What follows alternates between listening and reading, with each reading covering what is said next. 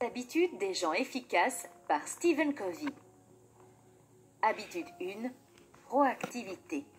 Je rencontrais deux de mes anciens collègues d'un programme de stage auquel j'ai participé il y a plusieurs années. Nous étions trois étudiants qui travaillaient dans le même département et qui sont ensuite devenus des employés réguliers. J'ai quitté l'entreprise après quelques mois, mais eux sont restés. Comme nous ne nous étions pas revus depuis plusieurs années, nous avons commencé à parler du bon vieux temps, de la famille, de ce que nous faisons maintenant, etc. J'ai appris qu'1 an plus tard, après mon départ de l'entreprise, l'un d'entre eux était également parti. Lorsque je lui ai demandé pourquoi, il a expliqué qu'il travaillait dur, mais que la direction département et qui sont ensuite devenus des employés réguliers. J'ai quitté l'entreprise après quelques mois, mais eux sont restés. Comme nous ne nous étions pas revus depuis plusieurs années, nous avons commencé à parler du bon vieux temps, de la famille, de ce que nous faisons maintenant, etc. J'ai appris qu'1 an plus tard, après mon départ de l'entreprise, l'un d'entre eux était également parti. Lorsque je lui ai demandé pourquoi, il a expliqué qu'il travaillait dur, mais que la direction ne l'appréciait pas, qu'il voulait un salaire plus élevé, mais que l'entreprise lui répondait toujours qu'il n'avait pas de budget. Il a donc amélioré ses compétences et est parti dans une entreprise encore meilleure. Il a dit que c'était une bonne chose qu'il n'ait pas augmenté son salaire, sinon il serait resté là et n'aurait pas obtenu l'excellent poste et le salaire qu'il a maintenant. Lorsqu'il a eu fini de parler, le deuxième gars a également commencé à dire des choses négatives sur l'entreprise et a dit des choses similaires sur la gestion et les salaires. Cependant, comparé au premier, il travaillait toujours dans la même entreprise. Il a dit que la direction n'avait pas beaucoup changé, qu'elle n'appréciait toujours pas les employés et qu'elle n'était pas disposée à augmenter les salaires, ce qui explique que son salaire et sa position n'aient pas beaucoup changé. Il a blâmé la culture de l'entreprise, la direction, le mauvais environnement de travail, etc. Si vous avez remarqué, ces deux personnes ont donné les mêmes raisons pour expliquer leur situation actuelle dans la vie. L'un est passé à une autre entreprise et a obtenu un meilleur salaire à cause de la mauvaise gestion et des bas salaires, et l'autre utilise les mêmes raisons pour ne pas obtenir un meilleur salaire et une promotion. L'auteur dit qu'il y a deux types de personnes dans la vie, les personnes réactives et proactives. Les personnes réactives sont comme le deuxième collègue qui est resté dans la même entreprise.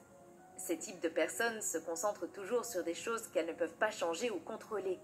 Elles se plaignent toujours de l'économie, de l'inflation, du management, de la mauvaise culture d'entreprise, des bas salaires, etc. Elles utilisent ces raisons pour justifier leur échec. En revanche, les personnes proactives ne dépensent pas leur énergie limitée sur les choses qu'elles ne peuvent pas changer. Elles comprennent qu'elles ne peuvent pas changer l'entreprise, mais qu'elles peuvent acquérir de nouvelles compétences et changer d'entreprise. Elles se concentrent toujours sur les choses qu'elles peuvent changer. La première habitude des personnes qui réussissent est donc d'être proactif. Habitude 2. Commencez en ayant une fin en tête. Imaginez que vous assistez à des funérailles. Lorsque vous arrivez sur place, vous voyez les visages tristes des amis et des parents et vous les accompagnez dans leur douleur. Cependant, lorsque vous vous approchez du cercueil, vous réalisez que la personne qui se trouve à l'intérieur, c'est vous. En fait, il s'agit de vos propres funérailles qui auront lieu dans 3 ans. Vous commencez alors à écouter ce que vos amis, vos collègues de travail et votre famille disent de vous.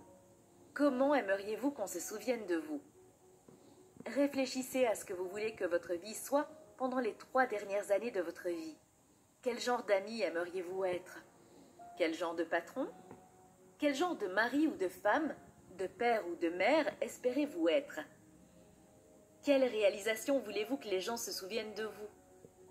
Comment aimeriez-vous influencer la vie des gens qui vous entourent? Cette deuxième habitude consiste à commencer par avoir une idée claire de votre destination, de votre but ou de votre objectif. Cette habitude implique de réfléchir à la compatibilité de chacun de vos actes quotidiens avec le but que vous voulez atteindre. Lorsque vous avez l'objectif final en tête, il devient plus facile de dire non aux choses qui ne vous rapprochent pas de votre objectif final. Malheureusement, beaucoup d'entre nous n'y parviennent pas et nos actions quotidiennes ne correspondent pas à nos objectifs finaux. Par exemple, si votre objectif est d'apprendre une nouvelle compétence après le travail afin d'obtenir une promotion, pourquoi sortez-vous tous les jours boire une bière avec votre ami au lieu de vous former? Si votre objectif est de devenir un meilleur parent, pourquoi regardez-vous la télévision alors que votre enfant vous pose des questions et essaie de jouer avec vous? Si votre objectif est de créer une entreprise afin de pouvoir quitter votre emploi un jour, pourquoi passez-vous votre temps libre à regarder la télévision? Si vous regardez vos objectifs et les comparez à vos actions quotidiennes, vous serez étonné de voir combien de choses vous faites qui n'ont rien à voir avec vos objectifs. Vous serez étonné de voir combien de temps vous passez avec des gens qui n'ont rien à voir avec vos objectifs. Si vous ne me croyez pas, prenez une feuille de papier et écrivez à gauche vos objectifs et à droite toutes les choses que vous faites dans la journée, comme les personnes que vous rencontrez, les projets sur lesquels vous travaillez, les chaînes YouTube que vous regardez, etc. Si vous faites cela pendant une semaine, vous verrez facilement que la plupart de vos actions quotidiennes n'ont rien à voir avec vos objectifs, mais que vous continuez quand même à les faire. Habitude 3. Établir des priorités. Les priorités de nombreuses personnes sont la famille, la création d'une entreprise, l'éducation de leurs enfants, mais aucune de leurs actions ne va dans ce sens. Par exemple, vous ne pouvez pas passer du temps de qualité avec votre famille si vous avez une journée de travail épuisante et que vous utilisez votre temps libre pour regarder des saisons entières de vos séries Netflix préférées. Comme outil pour établir des priorités, l'auteur présente dans le livre la matrice de gestion du temps. Cette matrice peut vous aider à séparer l'important de l'urgent. Dans le cadran 1, l'urgent et l'important sont des questions qui ont une échéance, des choses qui nécessitent une action immédiate. Par exemple, si vous devez livrer une commande demandée par votre client avec une date limite, vous inscrivez cette tâche dans le cadran 1. Dans le cadran 2, ce n'est pas urgent mais important. Ce sont les questions liées à votre développement personnel et professionnel, la réalisation de vos macro-objectifs, les activités qui vous aideront à exécuter votre plan de vie. Par exemple, si vous devez suivre un cours de graphisme ce jour-là, faire 30 minutes d'exercice ou continuer à lire un livre de finance, inscrivez ces activités dans le cadran 2. Dans le cadran 3, ce qui est urgent mais pas important, ce sont toutes les interruptions fréquentes de chaque journée. Par exemple, les appels téléphoniques, les messages sur WhatsApp ou Messenger et les réunions sociales sans importance. Enfin, dans le cadran 4 se trouvent les questions de peu d'importance ou d'urgence, comme les loisirs et les divertissements. Ainsi, la première chose que vous faites est de livrer la commande à votre client, puis d'assister à votre cours de graphisme ou de continuer à lire ce livre de finances personnelles, de répondre à des messages ou des emails importants et enfin, après vous être reposé, vous pouvez regarder un film par exemple. De nombreuses personnes restent bloquées dans le cadran 3 en pensant qu'il s'agit du cadran 1 et d'autres perdent un temps précieux de leur vie à jouer sur leur smartphone. Mais les personnes très efficaces se concentrent sur le cadran 2, celui qui n'est pas urgent mais important. Habitude 4. Gagnant-gagnant. L'auteur raconte qu'il a eu l'expérience de travailler pour le président d'une entreprise qui avait un problème très courant. Les employés ne coopéraient pas entre eux, ne travaillaient pas en équipe, avaient des relations conflictuelles et des attitudes défensives. En conséquence, les performances de l'équipe étaient médiocres.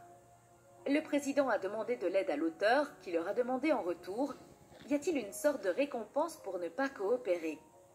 Le président a répondu « Il n'y a pas de récompense pour ne pas coopérer et la récompense pour coopérer est grande. » Le président essayait de motiver les employés en leur offrant un voyage aux Bermudes. « Lequel d'entre vous gagnera un voyage aux Bermudes ?» a-t-il dit. Les intentions du président d'encourager la coopération n'étaient d'aucune utilité quand ce qu'il faisait en réalité était d'inciter les employés à être en compétition les uns avec les autres. Leur attitude n'était donc qu'une conséquence logique du paradigme défectueux que le président utilisait pour motiver, dans lequel le résultat serait que certains gagneraient et d'autres perdraient. Le gagnant-gagnant consiste à créer des accords qui visent un bénéfice mutuel. Il s'agit d'un paradigme de coopération et non de compétition. Lorsqu'une personne pense à gagnant-gagnant, elle sait que le succès n'est pas obtenu aux dépens d'autres personnes. En d'autres termes, pour que je gagne, il ne faut pas que tu perdes. Par exemple, disons que vous avez aussi une chaîne YouTube où vous résumez des livres. Je vérifie votre chaîne et vois que vous avez un bon contenu, alors je recommande votre chaîne à mes abonnés. Soudain, vous obtenez des milliers de nouveaux abonnés et décidez de consulter ma chaîne. Vous voyez également que j'ai un bon contenu et décidez de recommander ma chaîne à vos abonnés. En conséquence, Je reçois également des milliers de nouveaux abonnés. Nous sommes tous deux gagnants. Nous obtenons de nouveaux abonnés et notre public découvre de nouvelles vidéos. Vous voyez la différence avec le fait de venir sur votre chaîne, que je laisse des commentaires négatifs et que j'espère que quelqu'un les lira et décidera de visiter ma chaîne? Habitude 5. Cherchez d'abord à comprendre, puis à être compris. Imaginez que vous ayez des problèmes de vue et que vous alliez chez l'ophtalmologue. Vous parlez de votre problème au médecin et il vous donne simplement des lunettes et vous demande de porter. Mais en les utilisant, vous vous rendez compte qu'elles ne vous conviennent pas et vous en parlez au médecin, mais il insiste. Bien sûr qu'elles fonctionnent. Elles fonctionnent pour moi. Essayez. Cependant, malgré vos efforts, vous voyez toujours flou. Alors vous insistez. Et le médecin se contente de dire « Qu'est-ce qui ne va pas chez vous ?» Vous devez penser positivement. De cette façon, le problème n'est pas résolu. Retourneriez-vous chez cet ophtalmologue? Personnellement, je ne retournerai pas chez un médecin qui ne pose pas de diagnostic avant de prescrire. C'est également le cas lors de la communication entre personnes. Nous prescrivons généralement sans diagnostiquer pendant les conversations, sans écouter attentivement. Pour interagir efficacement avec les autres, nous devons comprendre. Et pour comprendre, une écoute empathique est nécessaire. De nombreux malentendus surviennent en parlant au téléphone ou en envoyant des SMS. Les experts en communication estiment que les mots ne représentent que 10% de tout ce que nous communiquons, que 30% correspondent au ton et aux autres sons, et que 60% de notre communication passe par le langage corporel. La prochaine fois que vous voudrez vraiment comprendre une autre personne, vous devrez l'écouter non seulement avec vos oreilles, mais aussi avec votre cœur. Il ne s'agit pas seulement d'entendre les mots prononcés, mais aussi d'observer les émotions exprimées. Lorsque vous écoutez avec empathie, le résultat sera une amélioration de vos interactions avec vos amis, votre patron ou vos collègues. Habitude 6. Synergie. Lorsque les oiseaux volent en groupe pour parcourir de longues distances, ils utilisent souvent une formation en V. Les scientifiques ont analysé les oiseaux en vol pour déterminer s'ils étaient en mesure d'atteindre leurs objectifs. Les scientifiques ont analysé les oiseaux en vol lorsqu'ils utilisent cette formation et ont découvert que la formation en V aide les oiseaux derrière à profiter de courants d'air créés par les oiseaux devant eux avec le mouvement de leurs ailes. Les scientifiques ont observé que même ces oiseaux synchronisent leurs mouvements et alternent leur position pendant le vol. Ce n'est qu'un exemple tiré de la nature qui montre comment la coopération nous permet d'obtenir des résultats de manière efficace. Les personnes qui réussissent sont très douées pour créer des synergies. Ils comprennent que le temps est limité et qu'ils ne peuvent pas être bons dans tous les domaines. Par exemple, si vous avez besoin d'une animation comme celle que vous voyez en ce moment, vous pouvez soit passer de nombreuses heures à apprendre à le faire vous-même, soit trouver un moyen de m'impliquer dans votre projet et je créerai des animations pour vous. Si vous pouvez le faire de manière à ce que nous en tirions tous deux profit, ce sera un excellent exemple de synergie. Un autre exemple concret de synergie est la relation entre Steve Jobs et Steve Wozniak. Wozniak était un grand ingénieur et Steve Jobs était un grand vendeur. La synergie de ces deux personnes a conduit à la création d'Apple. S'ils avaient travaillé individuellement, nous n'aurions peut-être pas Apple aujourd'hui. Nous sommes tous différents. Nous avons des capacités différentes et des façons différentes de percevoir la même réalité. Cela peut sembler être une faiblesse si nous l'analysons individuellement, mais lorsque nous le faisons collectivement, cela devient une force. Habitude 7. Affûter la scie. Un jour, un homme coupait un arbre et son voisin s'est approché et lui a dit que sa scie avait l'air assez émoussée et que s'il l'aiguisait, il pourrait couper l'arbre beaucoup plus rapidement. L'homme répondit « Je n'ai pas le temps pour ça ». Vous vous moquez peut-être de cet homme qui ne prend pas le temps d'affûter sa scie, mais la vérité est que la plupart d'entre nous sont exactement comme lui. Nous voulons être en bonne santé, mais nous ne consacrons pas 30 minutes par jour à l'exercice physique. Nous voulons être intelligents, mais nous ne consacrons pas 20 minutes à la lecture. Nous voulons une famille formidable, mais nous ne passons pas de temps de qualité avec nos enfants et notre conjoint. Nous voulons être concentrés et détendus, mais nous ne prenons pas 10 minutes par jour pour méditer. Nous voulons être excités par notre travail le lundi, mais nous ne nous reposons pas suffisamment pendant le week-end. Pendant longtemps, je n'ai pas réussi à affûter ma scie. Je travaillais toute la semaine plus les week-ends. Je pensais que je me débrouillais bien et que j'étais productive, puisque je travaillais tous les jours. Mais en réalité, je me sentais toujours fatiguée. Je faisais davantage d'erreurs et pire encore, je tombais très souvent malade. Je pensais qu'en travaillant le week-end, je gagnais 2 jours supplémentaires. Mais la vérité est que je tombais malade si souvent que je passais beaucoup plus de jours au lit ou que j'étais si fatiguée que je ne pouvais rien produire de valable. Ces 2 jours que je gagnais grâce au week-end étaient rapidement effacés par des jours de maladie ou des jours improductifs. J'ai appris à mes dépens que les jours de repos sont aussi importants que les jours de travail normaux. Si vous planifiez vos journées de travail, vous devez également planifier vos journées de repos, à l'avance. Nous sommes tous pressés et nous voulons tous faire beaucoup de choses. C'est pourquoi nous poussons notre corps à ses limites et nous oublions d'affûter la scie. Notre corps a ses limites et lorsque vous les atteignez, il vous dit « Tu sais quoi, je ne joue plus à ce jeu, va te faire voir ». J'avais un ami qui travaillait dur pour une entreprise dans un bureau, assis devant un ordinateur. Son patron le complimentait toujours, car mon ami était l'un des travailleurs les plus productifs de l'entreprise. Au fil du temps, mon ami a pris du poids et sa santé s'est détériorée.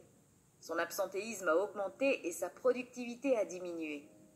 Son patron lui a recommandé de commencer une routine quotidienne d'exercice physique, mais il a répondu « Je n'ai pas le temps de faire de l'exercice ». Cela a continué jusqu'à ce que mon ami perde son emploi et perde sa santé. Cet exemple montre comment le fait de se concentrer sur ce qui est urgent nous empêche de nous occuper de ce qui est vraiment important. Affûter la scie signifie gérer les ressources dont vous disposez pour atteindre vos objectifs. Et les principales ressources dont vous disposez sont votre corps et votre esprit.